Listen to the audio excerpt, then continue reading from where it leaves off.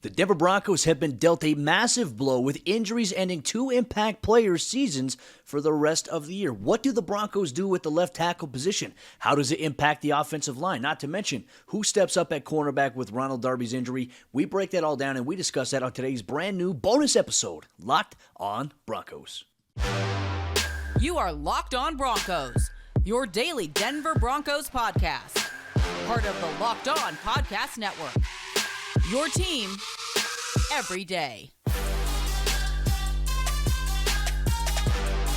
What's up, Broncos country? Welcome into a brand new episode, Locked on Broncos, your daily Denver Broncos podcast, part of the Locked on Podcast Network, your team every day. Thank you so much, Broncos country, for tuning in and making Locked on Broncos your first listen of the day every single day. Free and available everywhere you get your podcasts in audio format, or whether you watch us on YouTube. We appreciate you tuning in. Take your time every day. Do us a favor. Hit that subscribe or that follow button down below so you never miss out on a day's worth of Denver Broncos news, content, coverage, and more every single day, all year long. From the South Stands to the end zone, I'm your host, as always, Cody Roark, Broncos reporter from Mile High Sports, joined alongside, as always, by my co-host, Sayre, Bedinger, site expert, predominantly orange.com. Some bad news for the Broncos on Friday as it was announced that several players who popped up on the injury report, the Broncos will be without two starters for the remainder of the 2022 NFL regular season. Sayre, my friend, just, bad news enough as is with the Broncos losing on Thursday Night Football, but to add insult to injury, injuries piling up for this Broncos team, and now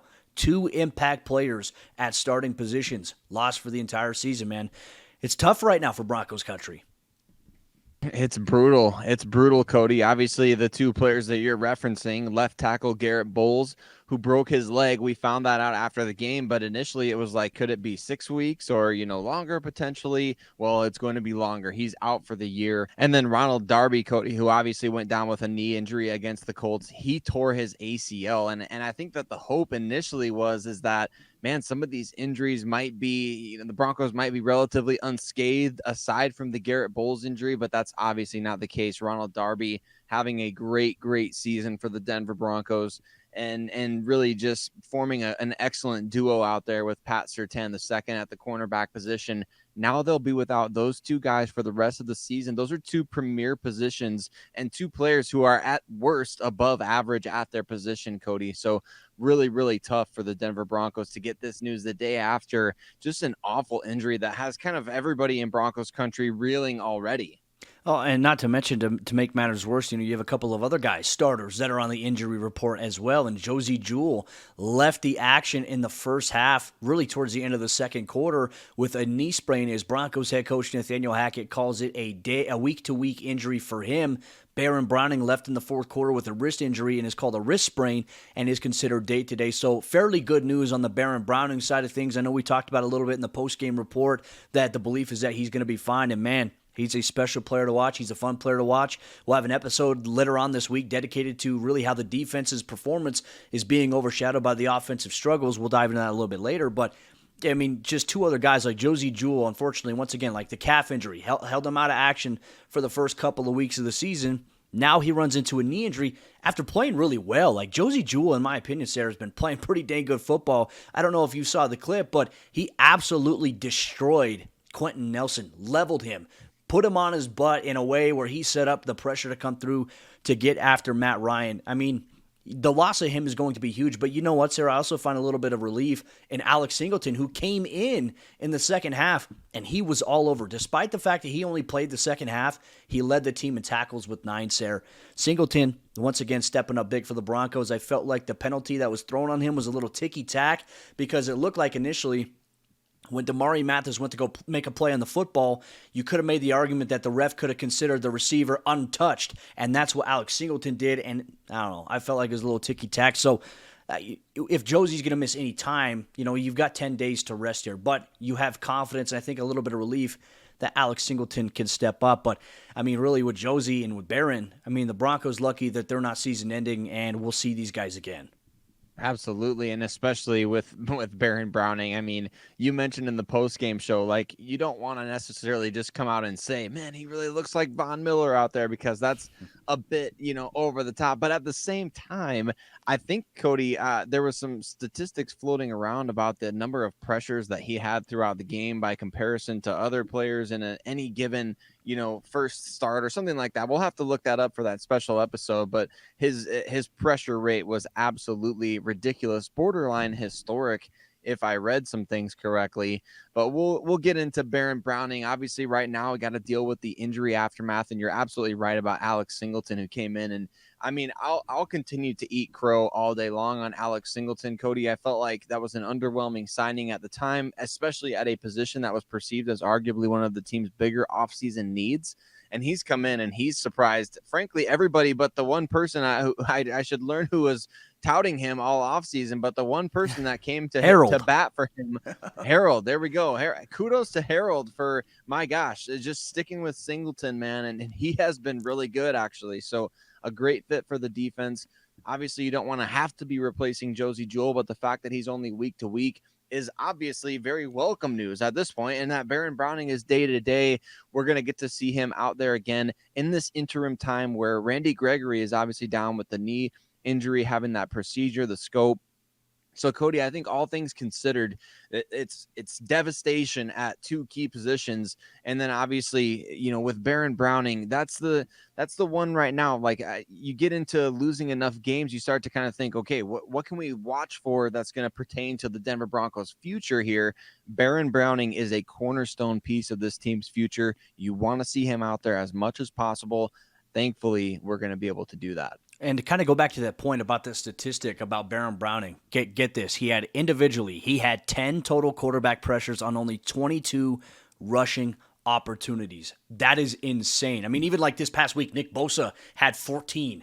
That's really great company to be in here. And we just saw the athleticism, the get off, the speed, the elite traits from Browning on display. And as you mentioned, we'll highlight him and the Broncos defense in an episode a little bit later on this week here, the Locked On Broncos podcast. Got to break things down, though. The injuries continue to mount up. Now, the Broncos will be without Garett Bolles for the rest of the season. How does that impact the offensive line? And who can Broncos country look to step up at left tackle? We'll dive into that coming up here in just a moment. But before we do that, let me tell you about Simply Safe, the sponsor of today's episode, Locked On Broncos. All right, here's a sports analogy for you. And when it comes to burglars, your home is like the end zone, and you need the absolute strongest defense that you can muster. And this is why I use and trust Simply Safe Home Security. At Simply Safe, your safety is the only thing that matters, and it's cutting-edge technology powered by 24/7 professional monitoring agents who always have your back, so you know your home is always safe. With 24/7 professional monitoring, Simply Safe's agents call you the moment a threat is detected and dispatch police or first responders in an emergency, even if you're not home or can't be reached. Simply Safe blankets your home in protection with advanced sensors for every room, window, and door. HD security cameras for inside and outside your home. Smarter ways to detect motion that only alerts you when a threat is real. And even hazard sensors that instantly detect fires, floods, and other threats to your home. Customize the perfect system for your home in just a few minutes at simplysafe.com/LockedOnNFL. Save 20% on your Simply Safe security system when you sign up for an interactive monitoring plan and get your first month free. Visit simplysafe.com/LockedOnNFL to learn more. There's no safe like Simply Safe. How did the Denver Broncos address the loss of starting left tackle Garett Bolles at the position, and how does it impact the Broncos offensive line? Thank you so much, Broncos country, for tuning in, making Locked On Broncos your first listen of the day, free and available everywhere you get your podcast in audio format, or whether you're watching us on YouTube. Sayre, Bedinger, and myself, we appreciate you taking time out of your day to tune in to all things Denver Broncos news, content, coverage, and more. Sayre, I mean, really, at this point in time, the only question we can ask here when we talk about the Broncos offensive line, and specifically left tackle and the void that is left without Garett Bolles there, what's next? What do the Broncos do? Do they look at the free agency market? Do they look in-house? What is the next course of action, in your opinion, here for this Broncos team at left tackle? Well, Cody, I don't think they're going to go to the free agent market, just because I feel like that kind of has been a last resort for George Paton these days. And maybe because I'm feeling that way, maybe he'll, zig while I'm zagging here. I'm anticipating, all these other injuries are going to necessitate these free agent acquisitions, and they haven't, which, by the way, as a quick side note, wasn't it interesting that before or after yesterday's game, James Palmer came out and talked about maybe the Tim Patrick injury was a bit bigger of a deal than people made it out to be at the time. And you and I have been talking about this on the show for months, that replacing Tim Patrick was going to be crucial for the Denver Broncos. So will they have a similar issue here with Garett Bolles and just promoting from within their own, ranks for a guy to come in. And right now it looks like Calvin Anderson, right? Calvin Anderson has 4 starts at left tackle. He has a 5th NFL start at the right tackle position. To me, Cody, and I think to everybody that's watched, I feel like Calvin has been much better at left tackle than he has been at right tackle. And that's kind of why we've gone into the last couple off seasons like, could Calvin Anderson be the starting right tackle? Because he's pretty good when he's out there at left tackle, but it's just not the same at the right tackle position. Remember, Tristan Wirfs kind of infamously said that playing the different tackle positions kind of like wiping yourself with the wrong hand or the off hand. It's like, it's not the same, it's you get the job done, but it's not the same. And I think that Calvin, he's just much better on the left side, which, maybe that is just the case for some people. It's not like we were rushing to get Garett Bolles and move him to the right side if we had other opportunities at left tackle. So, of course, Calvin Anderson is going to be stepping in my opinion. Obviously, Billy Turner also has played some left tackle in the NFL.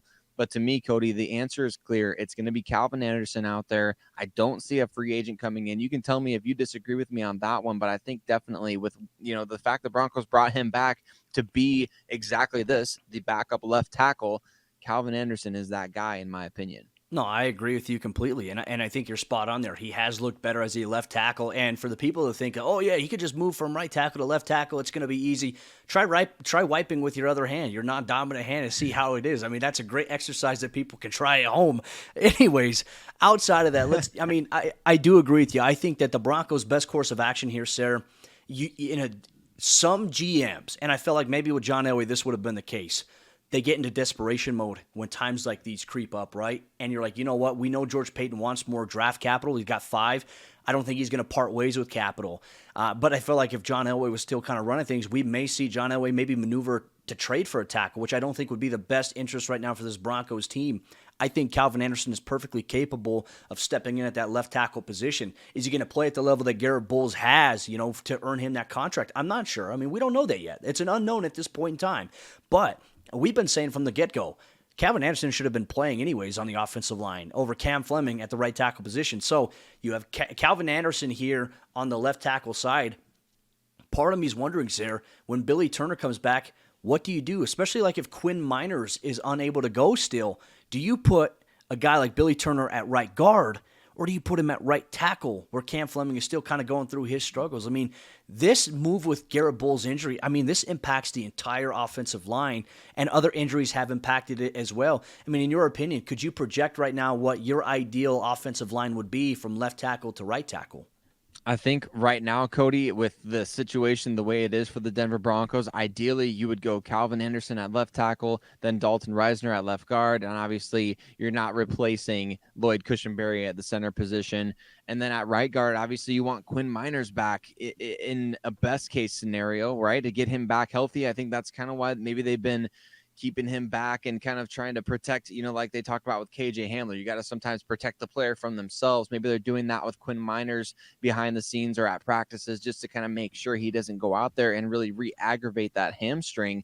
But I think he's the ideal one at right guard. And if not, that presents a very interesting discussion then, because who's your best right tackle? Right now, we only know what Cam Fleming brings to the table. We haven't seen Billy Turner this season. So if it's only Cam Fleming, then does that make – would you go in and say Billy Turner's definitely an upgrade over Graham Glasgow at right guard? I just don't know that to be the case. So I think right now that's your biggest unknowns is the fact that Billy Turner right now, we don't know how he's going to look coming off the injury, and does he just immediately project as your best option? But I would say in an ideal world that it would be Quinn Miners there at right guard and then Billy Turner at right tackle. And if all of those 5 guys could stay healthy, which – that's a huge question mark at this point.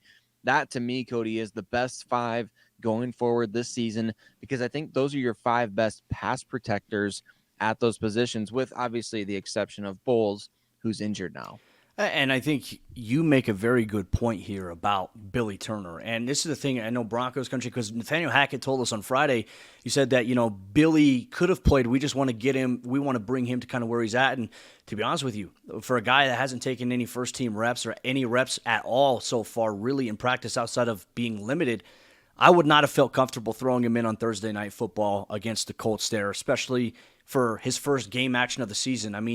not only do you risk major mistakes happening. Unfortunately, the Broncos offense couldn't get anything going anyways, but you also risk maybe him getting injured again. And so you have to make sure that there's some build up there, get him acclimated. And I imagine we'll probably see him a little bit Monday Night Football against the Los Angeles Chargers. The Broncos will have some time to kind of work him up there. But Broncos country, let us know in the comment section down below if you're watching the video on YouTube, what you think about what the Broncos should do on the offensive line after Garett Bolles' injury. What is your ideal starting five from left tackle to right tackle? Drop that down below, and we'll make sure to comment and respond to it as well on YouTube. But coming up here in just a moment, the Broncos secondary was dealt a massive blow with Ronald Darby being ruled out for the majority of the season with a torn ACL. What happens to the Broncos here, and where do they go? We dive into that coming up here in just a moment. But before we do that, let me tell you about BetOnline.net, the sponsor of today's episode, Locked On Broncos. BetOnline.net is your number one source for football betting info this season. You can find all the latest player developments, team matchups, news, podcasts, and in-depth articles and analysis on every game that you can find. And as always, BetOnline remains your continued source for all your sport wagering information with live betting and up-to-the-minute scores for every sport out there. They're also the fastest and the easiest way to check in on all your favorite games and events, including MLB, MMA, boxing, and golf. So head to betonline.net or use your mobile device to learn more here today. BetOnline, where the game starts. The Broncos secondary will be without one of their top cornerbacks for the remainder of the 2022 NFL season. Who can step up in Ronald Darby's place? That becomes a huge question. Just wanted to say thank you so much to everybody in Broncos country for tuning in, making Locked On Broncos your first listen of the day. We appreciate you so much, whether you listen on your favorite audio podcasting platform or whether you watch us on YouTube. Sayre, we just addressed the Garett Bolles situation from the standpoint, how does it impact rotation? How does it impact the position optics? Kind of the same thing here, and really, who's going to step up with Ronald Darby being out? And Sayre, I think you have to start here with rookie cornerback Damarri Mathis, who stepped in, I felt like, on Thursday Night Football. I thought Damarri actually did a pretty good job. There was one play, Sayre, I felt like he came really close to a pick, and it was really because Bradley Chubb came off the right side, hit the ball as Matt Ryan kind of threw it, and it kind of sputtered like a duck. He went to go get it, and somehow the Colts receiver just made a tremendous play to haul it in. It was like one of those Houdini ones. But for Damarri Mathis, I think that the workload is going to increase for him. And once again, a George Paton draft pick having to step up and be put into a position to help the team win now.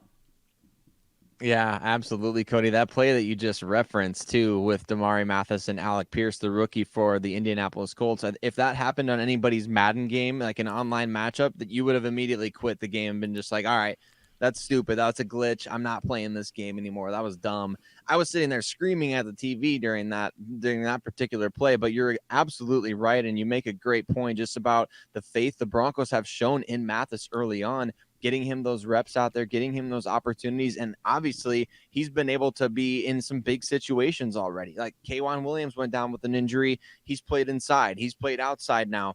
We've seen him do a little bit of everything, and I think that's crucial for him and his development. Look, we think Damarri Mathis can be an eventual starter, right? Well, it's going to start right now. He's getting baptism by fire. He's going in there, and he's going to be the Broncos, number 2 cornerback, quote unquote, for the rest of the season with Pat Surtain. It's just and he really deserves that opportunity, in my opinion, Cody. He put himself in great position on some of these plays against the Indianapolis Colts. He put himself in great positions before. I think that he's only going to grow and get better. Like we talked about in the preseason. Remember, everybody was kind of freaking out about, man, these guys all look really bad out here in terms of playing. Like the defense was not good in the preseason. Everybody was so worried about it. When we talked about this, it's going to be way different when these, young players or these players that are competing in the preseason are playing alongside your starting defense, your best unit. It's going to look way different. And we've seen that already with Damarri Mathis. So I feel like you can have confidence in him, but you also have Michael Ojemudia coming back off injured reserve. You have Darius Phillips, a veteran who can play inside or outside, who hasn't been able to play much yet. So definitely, Cody, the Broncos are, I wouldn't say they're well-equipped. Is anybody well-equipped to lose a starting caliber player or a caliber of player as Ronald Darby, who's more than just a starting caliber player? He's a very good corner. I think it's tough, but Damarri Mathis looks early on to be up to the task. And I think it's attributed to coaching as well. Christian Parker's done a fantastic job with those cornerbacks. And Sayre, the passing game, the Broncos' pass defense has not really been an issue for them. They held Derek Carr and the Raiders without a passing touchdown. They did the same thing against Matt Ryan. I mean, the Broncos defense combined with their pressure has been a bright spot. But as we've talked about, the offense being on the field way too long, the war of attrition, it sets in late in the fourth quarter. And we saw that. They were just simply gassed in the fourth quarter and in overtime. And they still didn't allow a single touchdown in this game there with talent like Alec Pierce and Michael Pittman Jr., as you're talking about there. Mo Alley Cox and Jelani Woods, these guys have been eating on the offensive side of the ball a little bit so far this season. So I think there's a lot of bright spots, unfortunately, through some of the dark clouds and kind of the gloomy forecast here in Dove Valley. Damarri Mathis, the Broncos defense in the secondary is a bright spot. But yes, as you mentioned, Michael Ojemudia, the Broncos could and probably will activate his window to return this week. I've talked to Michael in the locker room, and he says he's just,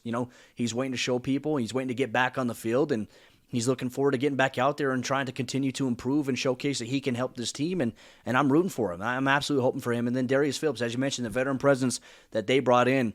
It's going to be very interesting to see what roster moves the Broncos make with some of these injuries, injured reserve being a factor for some.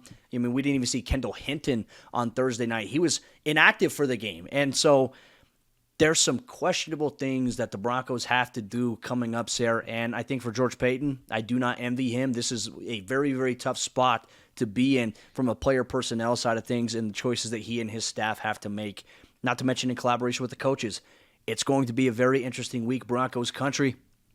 You need to buckle up for the ride. One thing is for certain, whether the Broncos win, whether they lose, Sayre Bedinger and myself will be here every single day breaking down all things going on in Dove Valley. I'll be at practice every day. I'll be at every single game, home and away. You'll get coverage. You'll get up close to the team like never before. You get that here in the Locked On Broncos podcast. Our next episode of the show, we're going to focus specifically on the Broncos defense and how their performance this season is being overshadowed by the Broncos offensive struggles. We're going to highlight Bradley Chubb, who's leading the NFL right now in sacks, the rising talents of guys like Baron Browning, and much more on the next episode, Locked On Broncos.